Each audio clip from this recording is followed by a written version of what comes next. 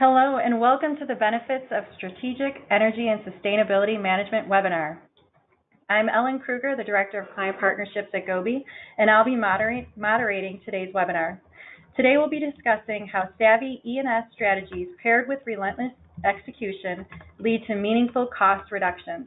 Before we begin, I'd like to remind everyone that you may submit questions during the presentation through the GoToWebinar interface. We will save time at the end of the presentation to answer questions. Now let's introduce today's speakers. Brian Plum is the Vice President of Program Management at Energy Advantage. Brian has over 30 years of customer experience within the U.S. and Canadian energy and sustainability management and information management services industries. His executive leadership and hands-on approach has helped clients across many sectors implement results-focused programs.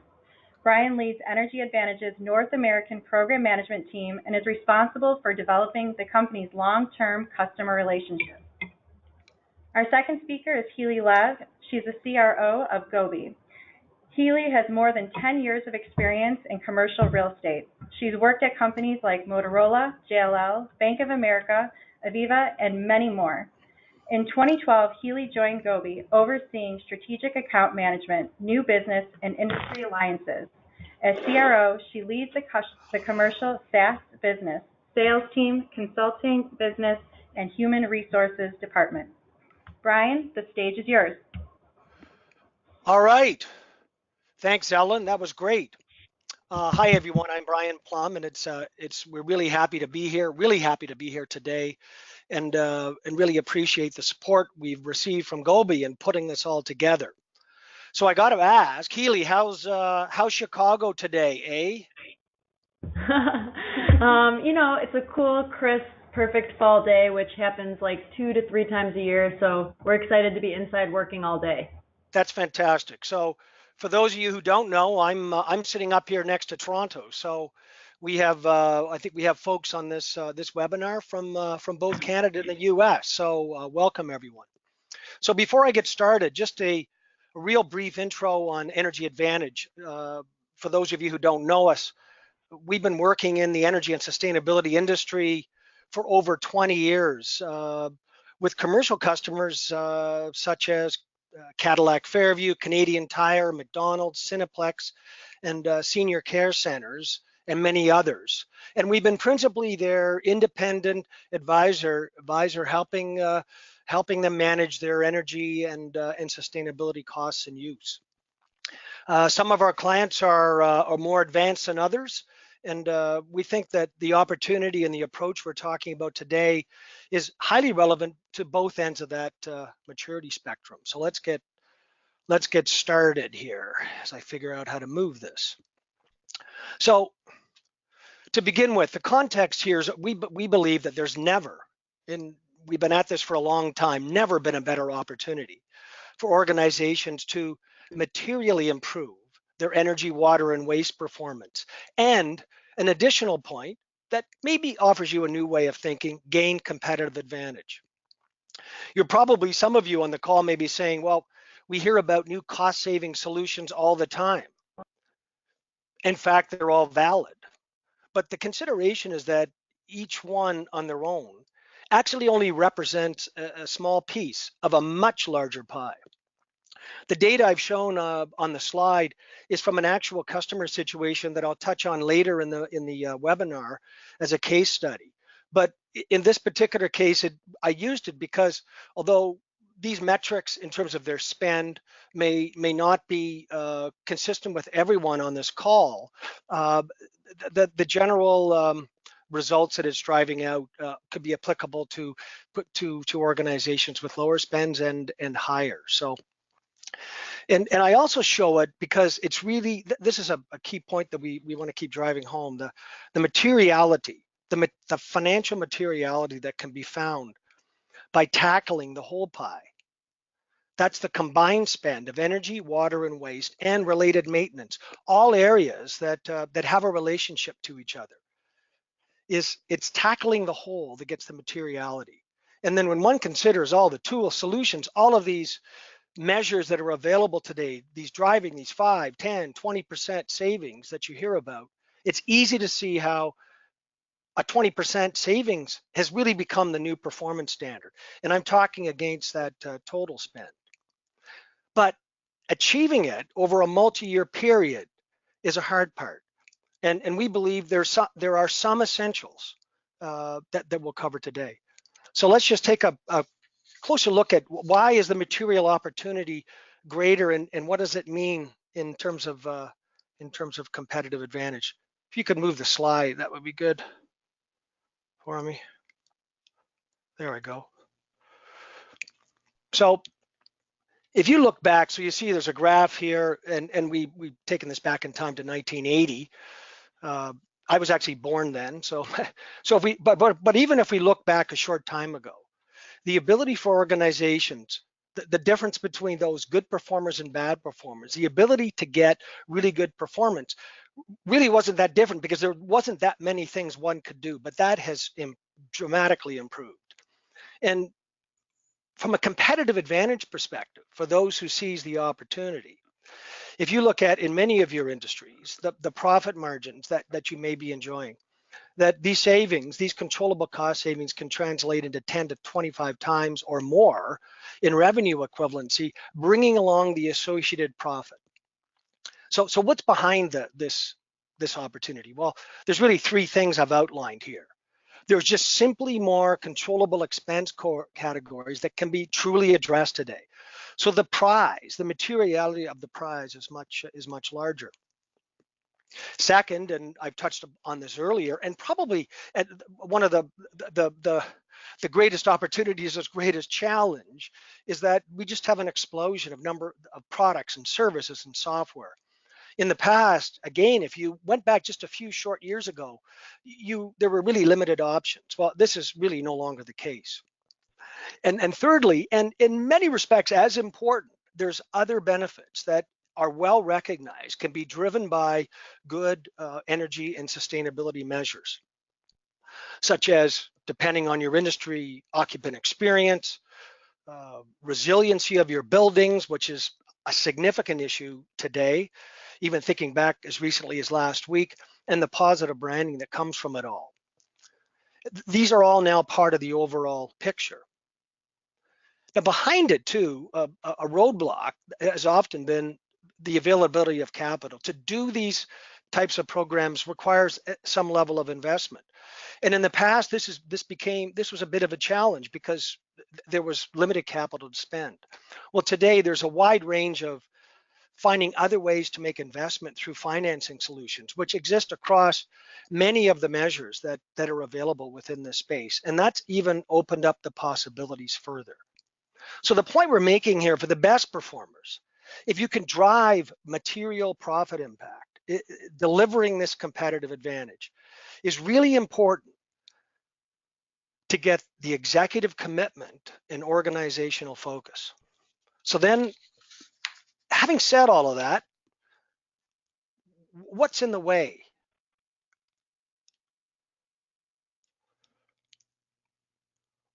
Why are so many organizations struggling?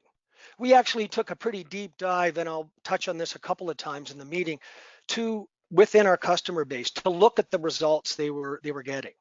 And we were actually a bit surprised. So considering the attention this subject is getting and all of the options that are available. So it starts with the opportunity is being driven by so many options, but then there's just so much to choose from. Where do I start? Who can I believe?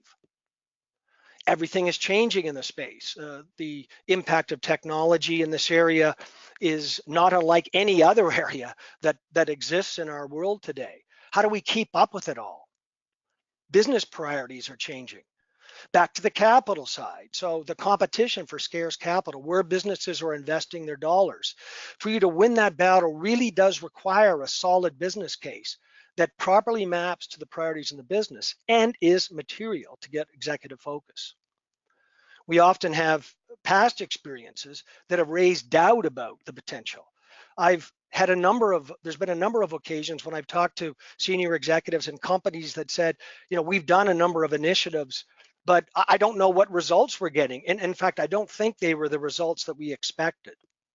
So there's that that organizations face. In the clients we work with, and again, probably most of you on the call, you have many buildings, which adds to the complexity. Not only many buildings, but many buildings across many regions. So this brings on weather variances, rate differences, utility incentives, all things that are really important inputs into a business case. Well, then we have workforce culture differences. Any major process change requires change management, requires changes and improvements to operational processes. So workforce cultures come into this. So factoring all of these variables and differences into a business case is challenging alone, let alone now we got to prioritize which of these measures we're going to pick, where we're going to implement them, and in what order they're going to be rolled out. Furthering the challenge is that at least many of the organizations we work with either have a real small core team or they have no dedicated resources to manage the area. So it really makes it next to impossible to keep abreast of all the things that are going on. So enough of these challenges.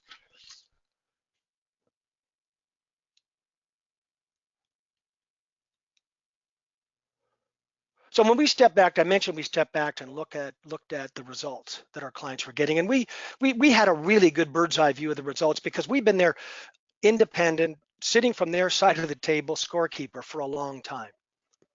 And when we looked at it, and then we considered all the complexity they face, the options and the choices, it led us ultimately to ask what we believe is the pivotal question, and the question that we think is the most important question to always ask.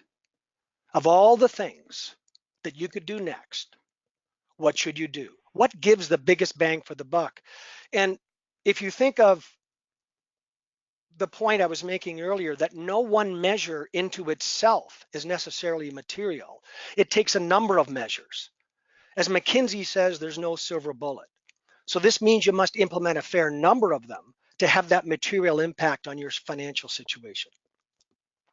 So this pivotal question, the next best thing, is what really drove us to, frankly, revamp our whole service offering into a new business, and to really focus on these essential elements.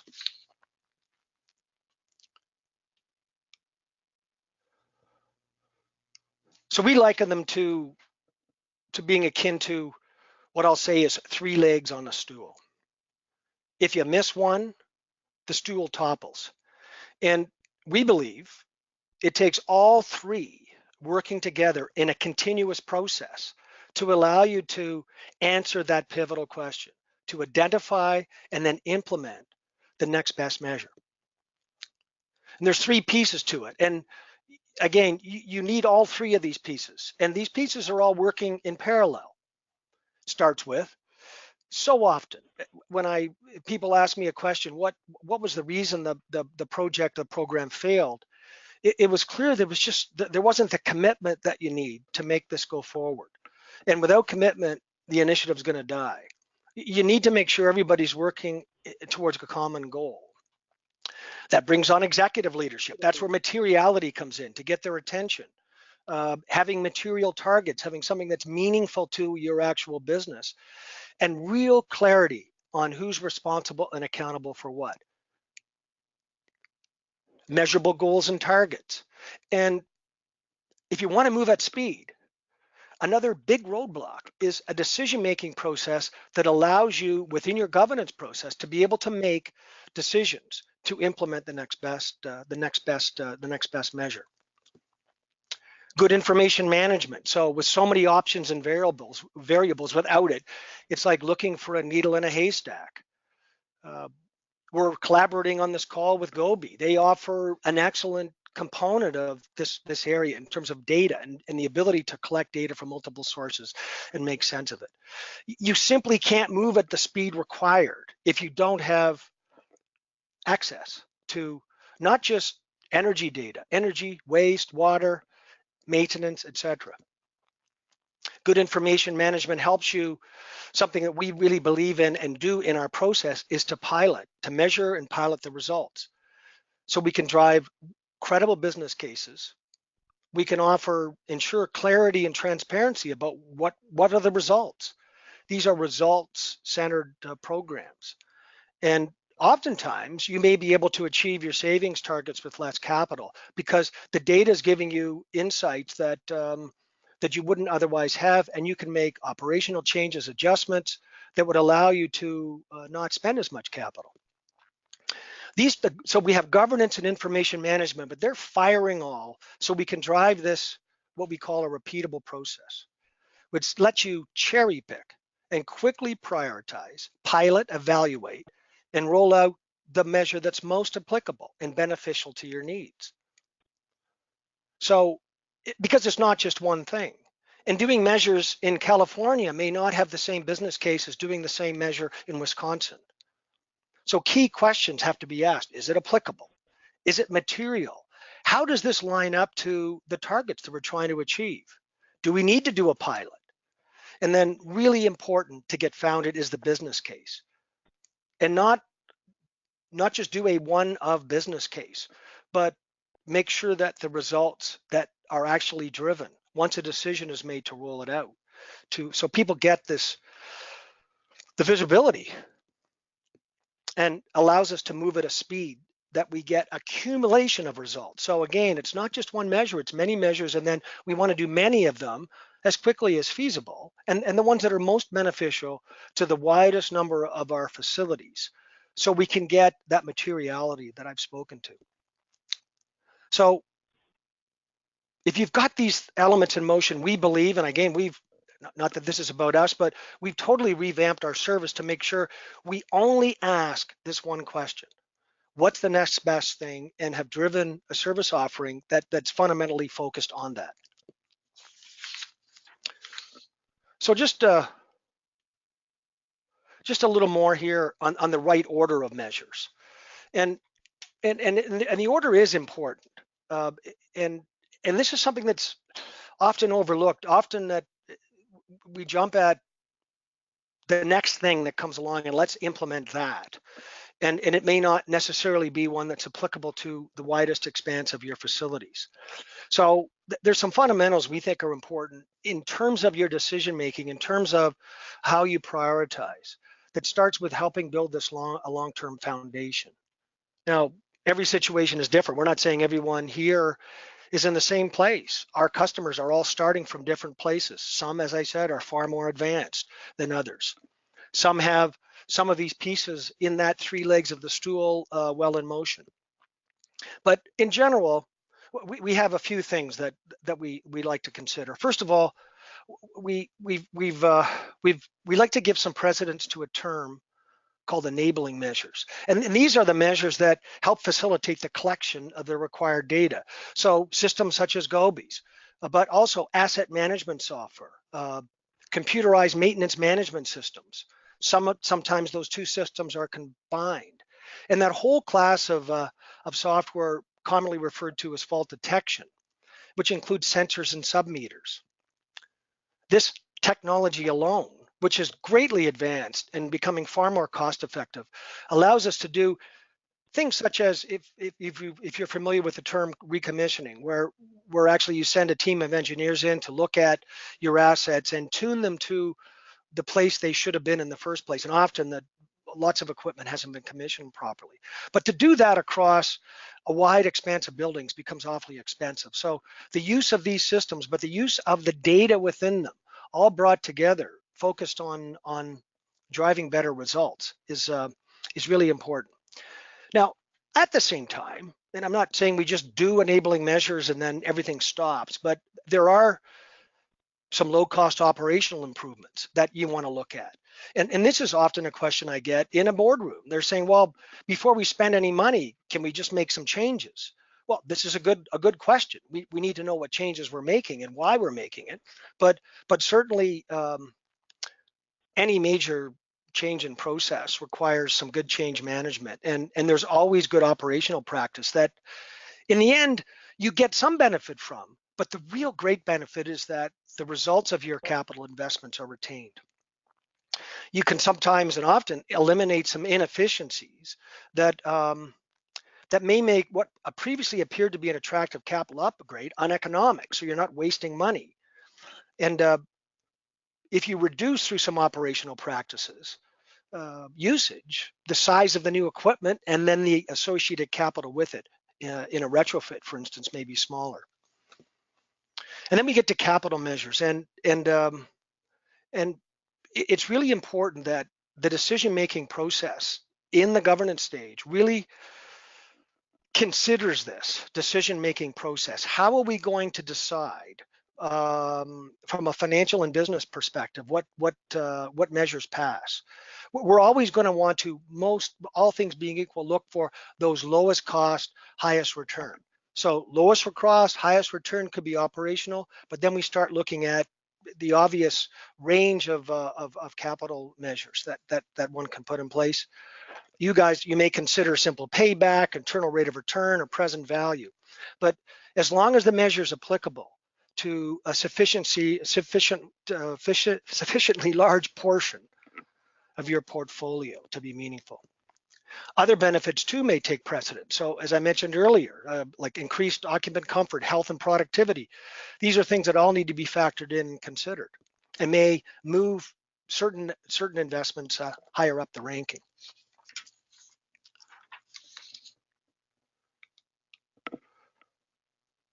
So with the three legs of the stool in action, we think that, somewhat repetitive here, but it's really, really important to answer this question, that you're able to consistently identify, qualify, and implement at speed the next measures.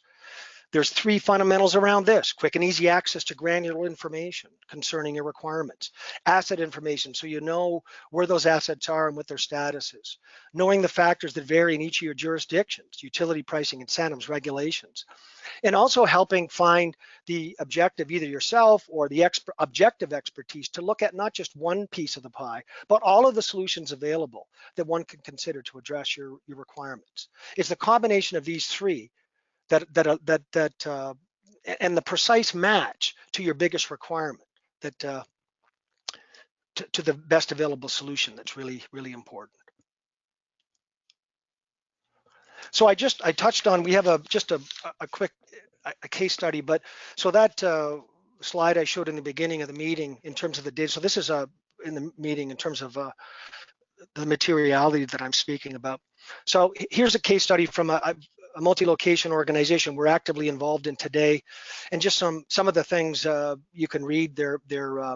Some of the things that distinguish them, but behind this was that their challenge was they wanted to move the needle further than they had in the past, and they had been moving the needle with some projects about 2% annually, but there was well, why can't we get 10%? They're also in an industry where eking out the next revenue dollar becomes challenging. So trying to find significant cost saving opportunities was important to them. The targets that have been set in the past, for instance, a directive, we want to save 10%, was only given to a small group of people. It wasn't something that was established organization wide. So they were looking for a process to help them do that.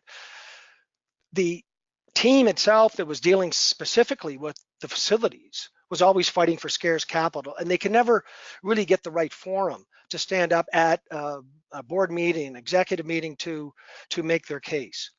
And this necessitated a belief in the materiality, which is really, the belief in the materiality is what really helped kick this program off. So, and these numbers are real, and we're actively involved in driving them today.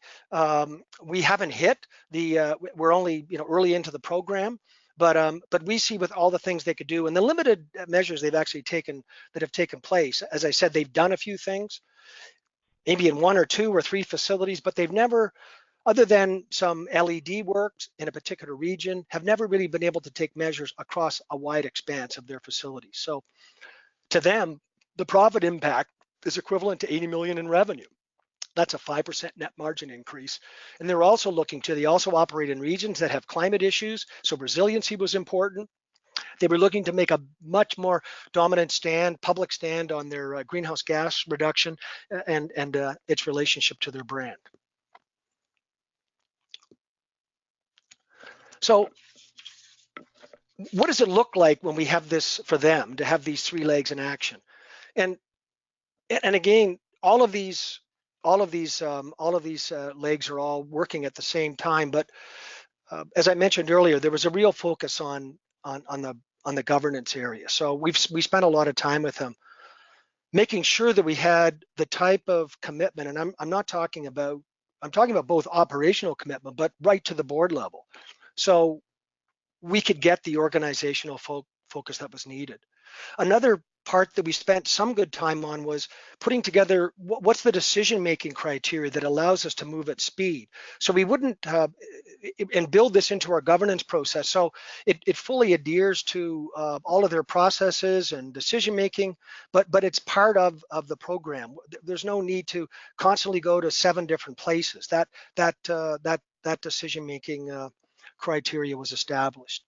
They've also built in performance goals into their operational leadership's performance. So that's another good sort of motivating part of the governance.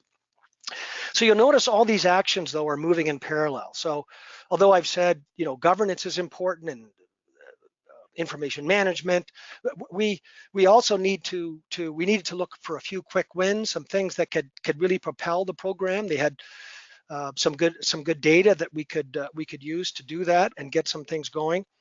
And but the important part is that all of these pieces need to be working together, and they need to be working against answering that pivotal question. And the question that we ask in the program, not every day, but certainly every month: what's the next best thing that we need to do to keep this needle moving? Not just this week or next week, but in the ensuing years. So the best management never ends. It just keeps going and giving. And this type of what we believe is we've established, we're really off to a great start in terms of having the teams engaged and having the processes in place, and also presenting the results, making sure that the results that we said we would set out to do are presented in a transparent way to the company to help breed the confidence and commitment. So just a quick summary. I've taken all my time. So the opportunity is real, it's material, it's not easy, and I don't want you to underestimate that. But if it's implemented in the right way, using those essential elements that we're talking about, it's definitely worth it. And the right way begins with not only understanding the materiality, but finding an approach, capturing an approach that always seeks to implement the right measure in the right order and with the right supplier. So you've heard enough of me, and now we can have somebody that you'll really like, Healy, talk about the Gobi part in all of this challenge. Excellent, thank you. And Brian, don't be so self-deprecating. That was wonderful. We appreciate your knowledge and, of course, your partnership and your participation today. I'm from Canada. We're like that. I know you're friendly folks, our neighbors to the north. And next time I'm up in Toronto, I can't wait to visit. I love Toronto. It's my second favorite city after Chicago. All right. All right, so to elaborate on a couple of things Brian said, and I don't know, Chris, if this clicker's working. Okay, so a little bit about the why. Why do these programs? And I think Brian touched upon it from various different angles, but from our perspective, so no matter what type of business you are, whether you're public, private, you have stakeholders, investors, customers, whoever they are. And people are attracted to companies and they want to do business with companies and buy services and products from companies that are good stewards of the environment. So attracting and retaining your customers, your stakeholders, your investors, whoever it may be, is an important part of why you would implement this type of strategy. Certainly there's some altruistic folks left in the world that actually really believe in reducing usage and making the world a better place and leaving a cleaner planet for future generations. So that's always, a motivating reason, but maybe not the only one. Compliance, certainly. So even just in my tenure with Gobi, just over the last 6 years, I've seen the number of local energy benchmarking ordinances go from about 10 to about 30, including one of the most recent ones, the entire province of of Ontario, the entire state of California. So not just city by city anymore. And promise not to get super political on the webinar. I try to keep it neutral and wear, neutral gang colors when I present, just in case. But even in the current political climate that we have in the United States, because these requirements are really grassroots and city by city, municipality by municipality, and really supported by the local legislation, they're not going to go anywhere, even if the broader political climate is not such. And that concludes my political propaganda for today. Helping you make strategic plans. So to the points that Brian made, it's really hard to execute on a plan or move the needle or quantify savings if you don't have a way to quantify and define things, set a baseline, do measurement and verification. Certainly promoting and telling your story is a big part of sustainability. So, you want to talk about the great things that you're doing. You want to talk about your success. In some cases, our clients who report to GRES really like to know where they stand amongst their peer set and their peer group, where they rank, and brag about that. Then, of course, there's just cold hard cash, right, which I think has to be a component of most of these initiatives. Even if you do believe in the altruistic reasons of doing these types of programs, you got to be able to show an ROI or a increase in NOI of the assets that you're operating. And then you do that through being able to identify and enhance, really making sense of your data, if you will. So sorry, Chris, you might have to click me again. All right, and if you don't believe little old me, that's fine. These are some anecdotes and conclusions from a Harvard Business Review study. Folks who engage in these types of programs, 90% lowered their operating costs, 88% improved performance, and 80% saw improvements in their stock. So those are pretty compelling numbers. And if you are interested in reading more about the data behind those numbers, we'll send out these slides. There's a link to the bottom, at the bottom of this slide to understand more of where those metrics come from. Oh, down? No worries. All right, so in order to do this, there's a lot of data, a lot of bill data, and a lot of granular data, to use the word that Brian used, and it exists everywhere. Some of it's with the asset, some of it's with the property manager, some of it is with the asset manager, some of it's with vendors, and some of it's in a spreadsheet, some of it's online, some of it's on a bill. So there's all these data silos, right? And the folks who are going to win at this are the folks who are able to make sense of all of that data that exists in silos, pull it together in a meaningful way, draw some conclusions from it, and then really drive their program. So that's where Gobi helps, right? So we have a software platform where we're able to, through our proprietary system and processes, automate utility data, primarily energy, water, waste, into our system, validate it, look at some outliers. So things like if usage this year to last year went up, about 30%, it really should only go up 5%, or from May to June, the usage doubled, things like that. It will kick out those outliers in the system. And that's just the beginning of it. So another initiative that we work on via our utility bill audit, we'll run these bills through our system and identify erroneous tariffs or erroneous rate classes in the utility bills. And we have one client that off of one bill, we were able to save them $60,000 because it was just the wrong classification and they didn't know. And it was just a matter of getting it corrected. Then once you have all this data, what you can do with it is really limitless. So I have a couple of, an alphabet soup of certifications and accolades that you can earn with that data, which is certainly a part of it. I think people like to be affiliated with these logos. They like the benefits, the marketing benefits, certainly, and PR benefits associated with being sustainable, doing the right thing, and driving those meaningful results. And they're all focused in, various aspects of operations or wellness or carbon or energy efficiency, but there's a flavor certainly for everyone. But the cool thing is there's so much overlap between these because a lot of them just go back to using the data that is originally off of bills, just making sense of a lot of bill data. And Excellent. All right, so 2 solutions at Gobi. So we have our ESG solutions, environmental social governance, strategic consulting group, which kind of ties into what Brian was talking about via, creating a strategy, something that's ongoing, not just one time, something that is a continuous improvement upon itself and then executing upon it.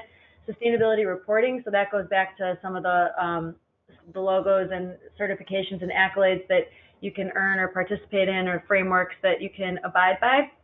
And then energy management, so folks who just strictly want to reduce operating costs, find that $60,000 credit on a utility bill, manage their energy better, allocate their capital expenditures to the right locations and places and projects, and then communicate back results.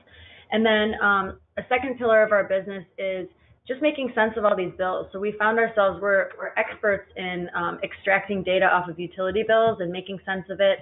And that's really the toughest kind of bill. So we've now expanded our business into automating all types of bills. So organizations that pay thousands of bills are still opening paper envelopes and keying in information off of a bill manually into a system. We're able to now automate that process completely at a low flat per bill rate, all the way from the bill acquisition process to validating the bills to approval, and soon to also being able to pay the bills. So more about that on another webinar. This one is ESG focused. So I think I talked a bit through these solutions. And one other point I want to make. So you might have noticed in the invite for this webinar the word relentless, right? Relentless execution, a savvy strategy paired with relentless execution. So on our dry run, Brian said to me, whoa, the word relentless, that's a bit dramatic, right? Well, and anyone who knows me knows that I err on the side of a bit dramatic anyways. But the point is, you need to have a capable person driving the cruise ship. And there's actually a friend / client of mine on the line who I'm thinking of. She is with a large healthcare REIT and manages thousands of properties under her purview as the head of sustainability. So I've said enough, but thinking of you when I describe this type of person that you need to have at the helm of your program. They need to be relentless. They need to be detail-oriented. They need to be constantly pushing initiatives forward. They need to care. They need to really dig into the data, make sure it's accurate, make sure it's meaningful, make sure you're consistently increasing it.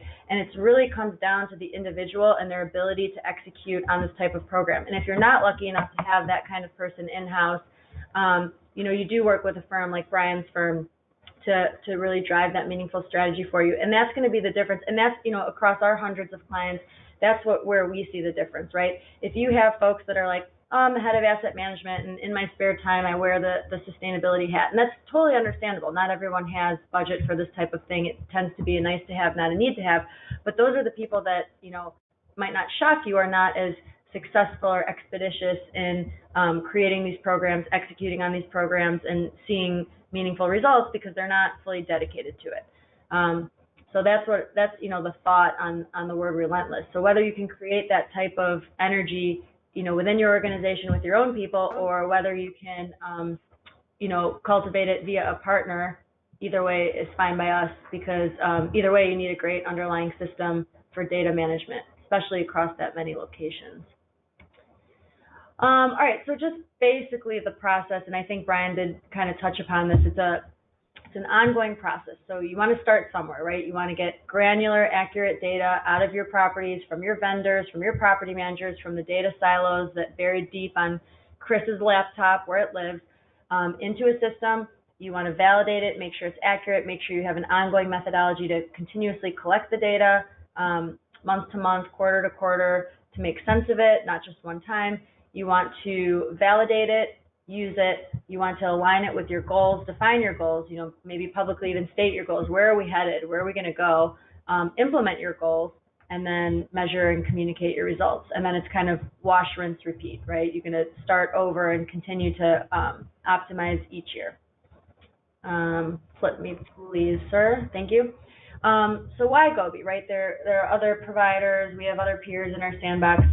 The things that we see really differentiate us is we're not just the software platform, and we're not just the consulting arm. So we're able to do it all kind of under one roof, in-house, seamless execution, no redundancies, no finger pointing, less cooks in the kitchen, one proverbial throat to choke. In addition, our user interface, especially in our latest release, is extremely user-friendly. So we've actually had people in the middle of training on the newest release be like, you know what, you could stop. I got it. This is good. I could tell what I'm doing here. I don't even need you to explain it, which is a good like joke up on our, or one-liner up on our whiteboard here. It's like, let me see if I don't butcher it. A user interface is like a joke. If you have to explain it, it wasn't good or something, or it wasn't funny, something like that. And then of course, you know, some smart A at Gobi wrote under it, I don't get it. But no, it's true. So something that's easy, user-friendly. We're all inundated with technology. No one needs another, you know, convoluted, complex system to learn, certainly. Easy KPI dashboard. So if you're going to set your targets and your goals, you're going to be able to track progress against them, you know, fairly easily within the system and kind of know where you stand at a highest level, portfolio-wide, or you can easily, with a click or two, drill down by region, by asset, by type, by utility type.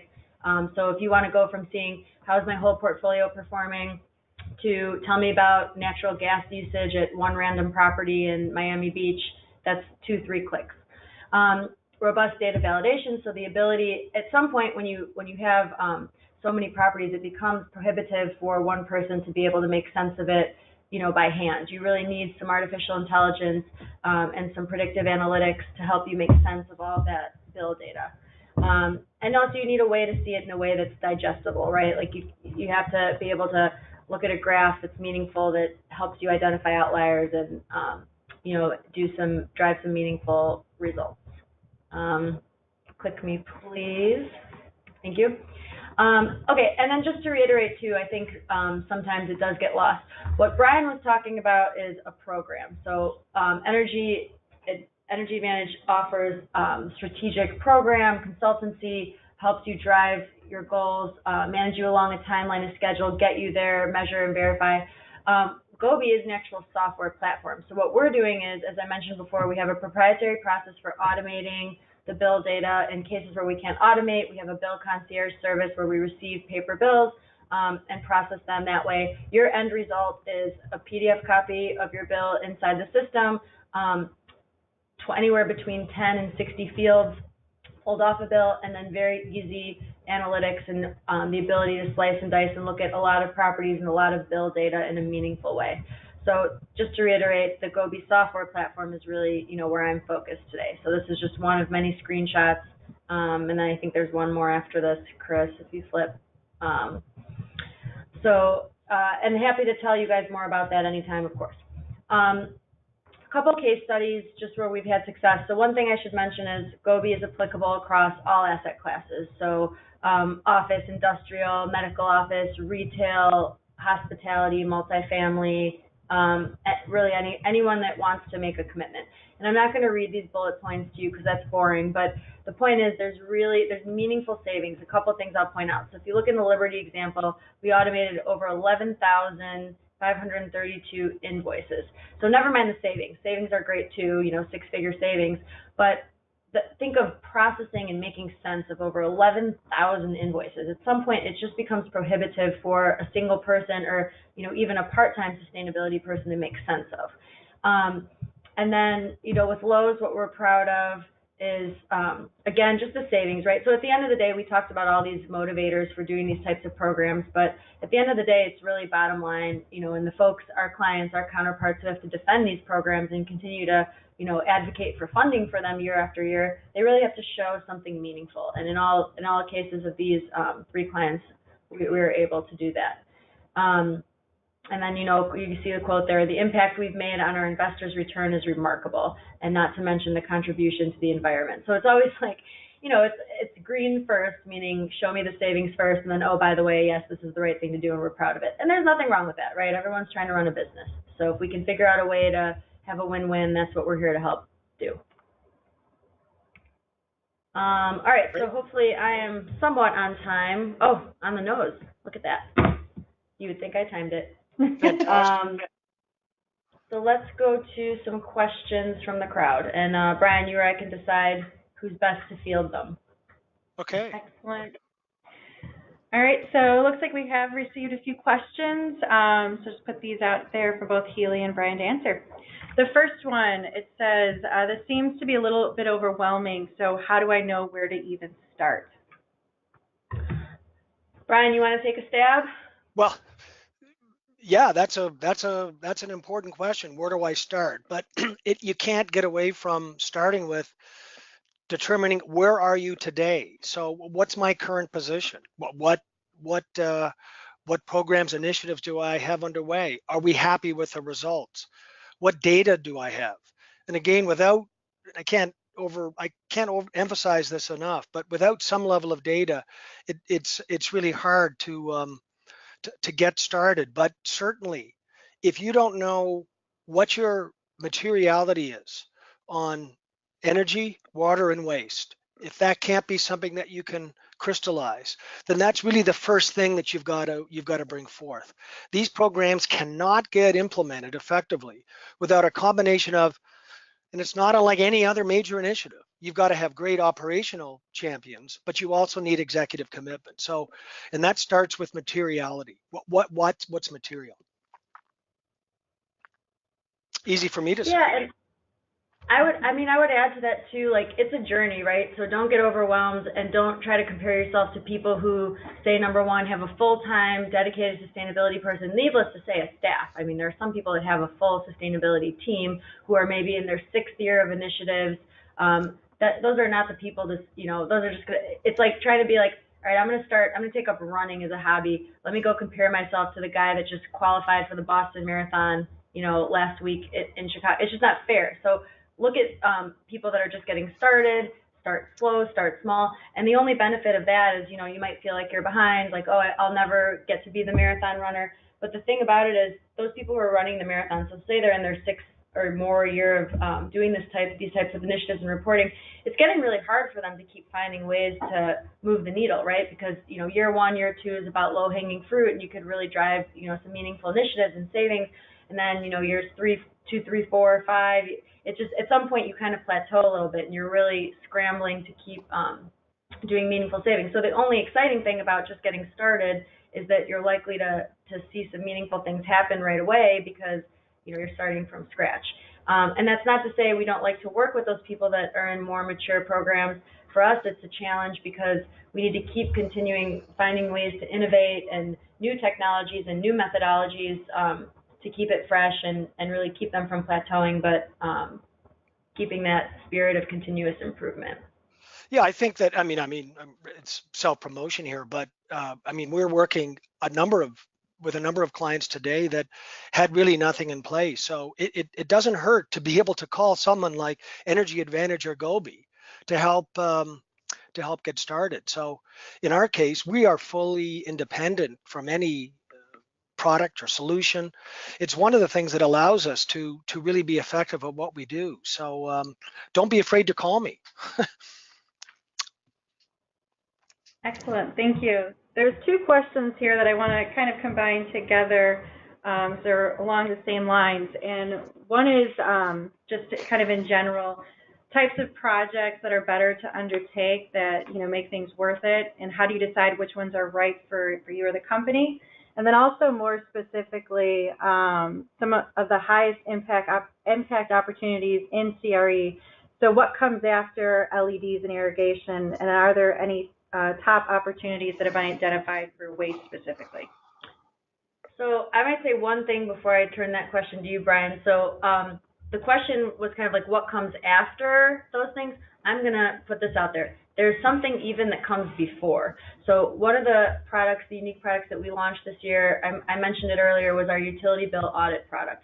So before you even start, capital improvements and LEDs and implementing projects, literally think about your bills. Think about the fact that you just might not be getting charged right. Utility bills are purposely complex. There's various things that go into them with taxes and tariffs and structures and rate classes, and no one is your advocate at the utility that's optimizing that. No one's saying, hey, you know what, so-and-so hasn't updated their plan in the last 5 years. I'm going to go ahead and make sure they're in the best plan possible. No one is doing that for you. So the best way, in my opinion, or a great place to start is just by having us audit your utility bills and making sure that there's nothing there you're not capturing before you even lift a finger or change a light bulb. But they say we've extinguished that opportunity completely, and please do, set up a time to talk to me about it, because it's really, the results are sensationally amazing. And again, maybe that's me being dramatic, but they're really good. It's good stuff. So now, Brian, I'll turn it over to you to answer kind of the initial intent of the question, which is, if you do get to the point that you're doing projects, or maybe you're doing them concurrently, which are the best ones? And I think there was a component of what can you do with regards to waste as well. Right. So, I mean, again, I don't mean to repeat myself, but I sometimes I don't want to use the word hate, because it's a strong word, but we get this is a constant question. What should I do next? And I don't mean to avoid the question, but that's the point of the matter. The question we're trying to answer is what we do next. And to answer that question, we've got to make sure that we have a real clear understanding of what it is you're trying to do in the business. What have you done to date? Where do your assets stand? What other systems are in place? Have you ever done recommissioning? Where are you today? So but certainly, I mean, lighting is that's probably ubiquitous now. That's probably who isn't trying to do LED lights. The issue, though, we see is that sometimes people are doing it without but biased against other measures that actually may be more applicable. So if you have a decision-making process that is really clear about what's the lowest cost, highest return, and you start to mass those things up, that helps give you the answer. But I mean, depending on your industry, I mean, we've seen really great results on just focusing on air handling systems and exhausts. I mentioned this class of software, fault detection. If you can get and combine with some automation in buildings, that is in the real estate sector, there's a lot of energy going on smart buildings. But if you can bring those into an operational process, do continuous commissioning, that's a great thing to do. The returns on just recommissioning a building alone are often quite good. So imagine if you can extend those across many. A unique measure that we've been deploying as a quick win in the senior care industry is something called ozone laundry. So, but it depends. So I don't know. It depends on the industry. It depends if you're in a supermarket. Your focus is going to be in things before lighting, such as refrigeration and that whole area. So it all depends on the industry and what you've done. In terms of the waste side, well, there's a couple of things. And first of all, it's just not unlike energy and water. It's what are you spending on waste? There's a couple of organizations we're working with today. They don't know, or didn't know. But getting a process that can start to collect waste data, so at least you've got visibility into where your cost and use are, is a great starting point. Then that builds to some programs in terms of practices and awareness that you'll want to bring into your properties. And there's also some organizations that specialize in depending on what jurisdiction you're in helping you manage the best rates that you can get from the hauler. I mean, in the waste world, there's two driving costs. There's the tonnage, and then there's the actual haul itself. So you're getting hit in two places. So there's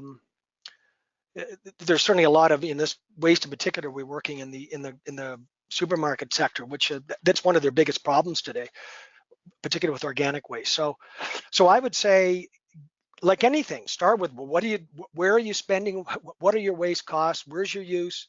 The rate example that Healy gave on energy is equally applicable to waste, and that's how I would get started, and how we're getting started with our clients down the road. But in the context of a broader program, in the context of all the other good practices and things that we're talking about.